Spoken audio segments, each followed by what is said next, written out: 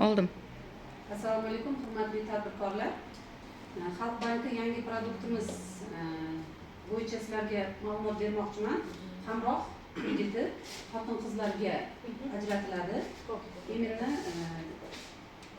MChJ YTTsi bor, o'sha oldindan naqalari bor, tadbirkorligi bor, fuqarolarga ajratiladi. O'sha qarz oluvchi ta'sischilar tarkibida ayollar ulushi 50% va undan yuqori yoki ayollar rahbarligidagi bo'lgan kichik yoki o'rta biznes tadbirkorlariga, tadbirkorlik subyektlariga ajratiladigan kreditimiz. Kredit maqsadi tadbirkorlik faoliyatini rivojlantirish, tadbirkorlik tashabbuslarini amalga oshirish uchun yo'lga qo'yiladi. Loyiha qiymatining 30% dan kam bo'lmagan miqdorda o'sha tashabbuskorning o'zini ulushi bo'lishi kerak bo'ladi. Buni muddatiga keladigan bo'lsa 84 oyga 2 yil imtiyozli davri bilan ajratiladi. 20% yillik foizi. Bu demakki 7 yilga bo'ladi. 2 yil imtiyozli davri bilan 24 oy.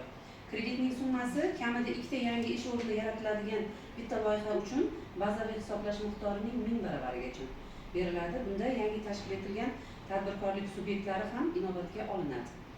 Kamida 5 ta yangi ish o'rni yaratiladigan bitta loyihaga bazaviy hisoblash miqdorining 4000 baravarigacha, bunda kamida 6 oy mobaynida faoliyat yuritayotgan hamda oxirgi 6 oyda hisob raqamiga pul aylanmasi amalga oshirilgan bo'lishi kerak. Ya'ni ta'sischisi o'zgarmagan bo'lishi kerak oxirgi 6 oy davomida. Mana shu loyihalarni moliyalashtirish maqsadga muvofiq bo'ladi. Kredit muddatini aytdim. Imtiyozli davr 24 oydan 6 oydan 24 oygacha bo'ladi. Yillik foizi 20-21%, aylanma mablag'ga 21, asosiy vositaga 20% dan ajratiladi kreditimiz. Hamroh xotin-qizlar tadbirkorligini qo'llab-quvvatlash kompaniyasi unaqasidan jalb qilinadi, mablag'lar o'shalar hisobidan jalb qilinadi.